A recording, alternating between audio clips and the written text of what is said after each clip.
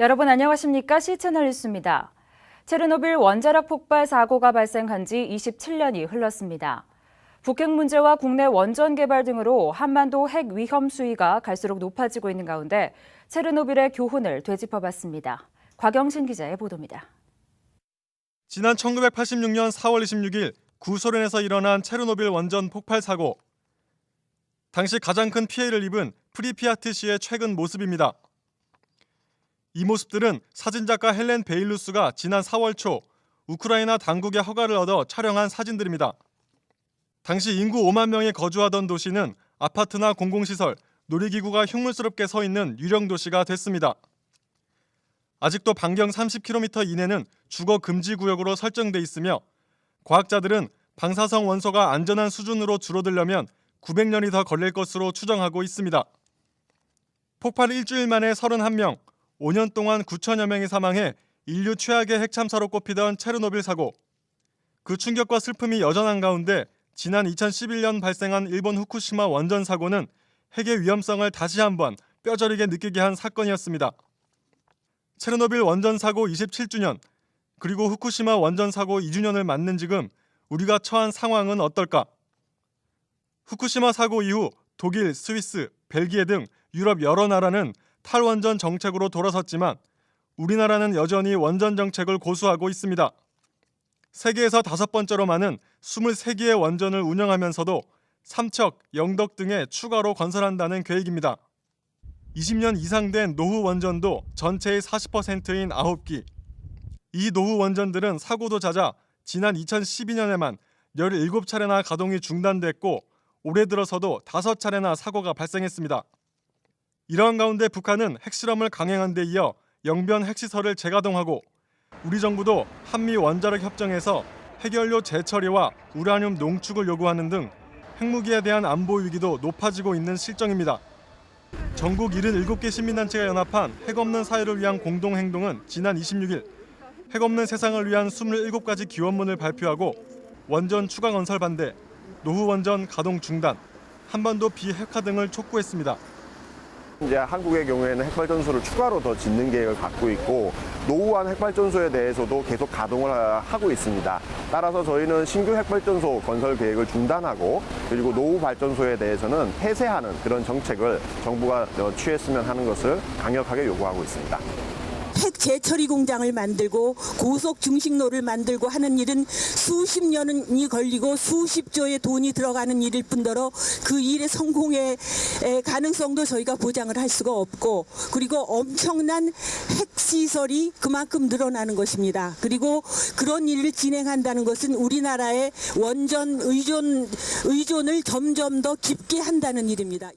기독교계에서도 원전을 비롯한 핵 문제에 대해 심각하게 우려하고 있습니다.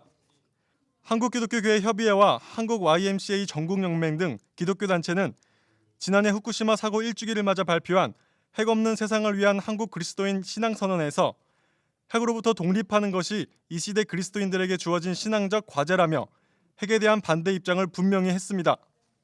기독교 환경운동연대의 양재성 목사 역시 핵 발전이든 핵무기든 핵은 반성서적이고 비신앙적인 것으로 기독교와 공존할 수 없다고 설명했습니다.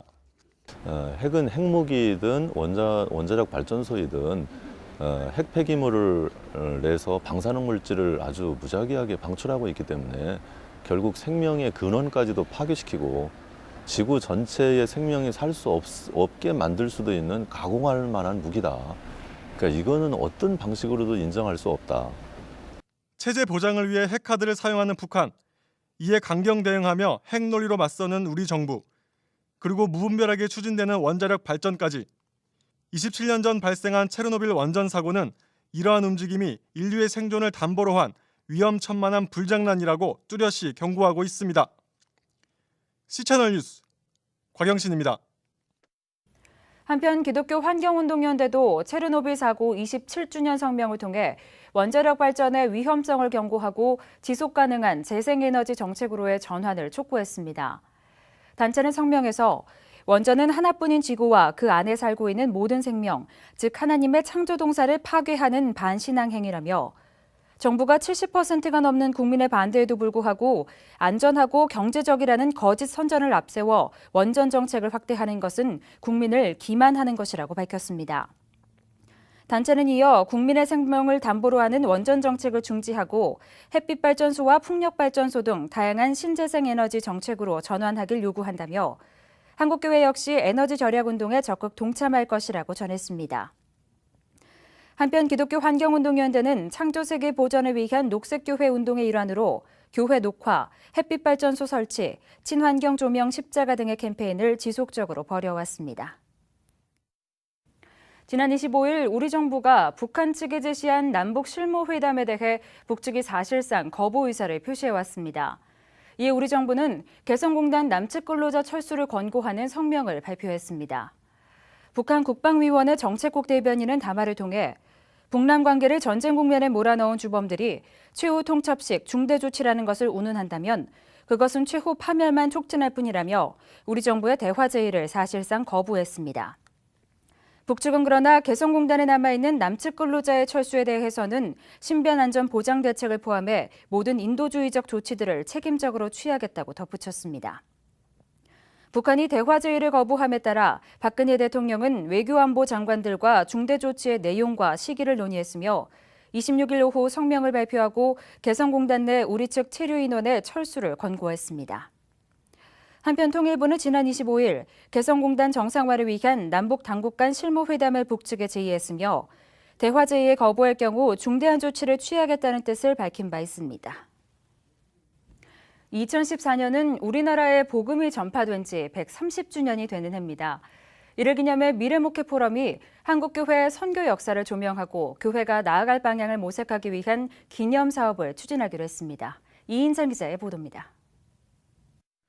미국의 언더우드 아펜젤러 선교사가 1885년 우리나라에 입국해 복음을 전파한 이후 한국교회는 민족의 복음화뿐 아니라 근대화에도 결정적 역할을 해왔습니다. 특별히 한글 성경의 전파, 기독교 학교 사역, 병원 설립 등 교회의 여러 활동은 근대 조선뿐 아니라 산업화 시대에까지 영향이 컸던 것으로 역사학자들은 평가하고 있습니다. 하지만 최근 한국교회는 이러한 과거의 명예를 잃어버리고 오히려 사회의 걱정거리로 전락되고 있는 상황입니다. 이 때문에 한국교회 안에서도 끊임없이 회개와 자성을 촉구하는 목소리가 높아지고 있습니다. 12개 교단 중진급 목회자들이 참여하고 있는 미래목회 포럼은 한국교회가 사회적 신뢰를 회복할 수 있는 분기점을 선교 130주년이 되는 오는 2014년으로 보고 여러 사업들을 역동적으로 추진하기로 했습니다. 미래목회 포럼은 향후 2014년 한국 기독교 선교 130주년을 맞아 한국 기독교의 역사적 조명 사업을 통하여 근대사를 정리하고 대사회적 신뢰 회복과 과거와 현재, 미래를 열한 분기점으로 2013년 행사를 준비하였습니다. 미래목회 포럼은 우선 기독교와 민족운동, 사회운동, 교육운동, 문화변혁, 근대화 영향 등 5대 분야에 걸친 연구활동을 진행하기로 했습니다. 내년 2차례 학술 심포지엄을 열 계획이며 교파를 초월한 신학자와 목회자들을 동참시킨다는 방침입니다. 이 같은 기념사업이 긍정적 성과를 거둔다면 교회가 정체성을 확인하고 교인들이 자긍심을 갖는 데 중요한 역할을 할 것으로 기대됩니다. 기독교가 조국 근대화에, 대한민국 근대화에 끼친 영향을 일목요연하게 정리하고 또 조국 근대화에 끼친 영향들이나 이런 것들을 발표하면 기독교 내에도 긍지와 자부심을 갖게 될 것이고. 미래목회 포럼은 기독교인들의 신앙과 생활의 방향을 제시할 수 있도록 미래 이슈 백서도 발행할 계획입니다. 100명의 교수와 목회자들로 구성된 프로젝트 팀이 구성돼 100대 주제 선정과 집필을 함께하게 됩니다. 또 한반도 평화와 북한교회 회복, 교회의 영적 각성과 공교회성 회복이라는 소명을 담아 임진각 평화누리에서 기념성회도 개최하기로 했습니다. 이번 미래목회 포럼의 기념사업은 1984년 한국기독교 100주년 기념대회 이후 30년 동안 급변한 교회와 시대 상황을 점검한다는 의미에서 기대할 수 있을 것으로 보입니다. 어쩌면 100년의 역사만큼 급변했는데 이 130년의 역사를 한번 우리가 점검해서 다음 200주년을 준비하거나 또 150주년을 준비한다고 하는 그런 의미를 한편 100주년 기념 사업이 기존 행사 중심에서 벗어나 차별화된 열매를 맺는 것이 앞으로 준비 과정에서의 과제로 남았습니다. 미래목회 포럼은 정책회의 등을 거듭 열어 실질적 내용을 담는 방안을 협의해 간다는 방침입니다. C채널 뉴스 이인창입니다. 국정원 직원의 대선 개입 의혹 사건을 수사해온 경찰이 공직선거법 위반이 아니라는 수사 결과를 발표한 가운데 한국기독교장로회 총회가 철저한 진상규명을 요구했습니다. 기장총회는 지난 24일 성명서를 발표하고 경찰의 수사 결과를 받아들일 수 없다며 철저한 진상규명과 관련자들의 처벌을 요구했습니다. 총회는 신앙 양심을 소중히 여기는 종교인들로서 도저히 납득할 수 없는 경찰의 수사 결과에 참담함을 금할 길이 없다며 재수사를 강력하게 촉구했습니다. 또 직원들의 정치 개입을 지시했다는 정황이 밝혀진 바 있는 원세훈 전 국정원장에 대한 검찰 조사와 사건을 왜곡한 경찰 책임자들에 대한 처벌을 요구하며 민주주의의 원칙을 바로 세워야 한다고 강조했습니다. 한편 경찰은 지난 18일 국정원 직원의 대선 개입 의혹 사건에 대해 국정원법 위반은 맞지만 공직선거법 위반은 아니라는 결론을 내린 바 있습니다. 일본의 역사 왜곡 움직임이 계속되고 있는 가운데 자민당이 일본 교과서의 근린제국 조항을 수정하는 작업에 착수했습니다.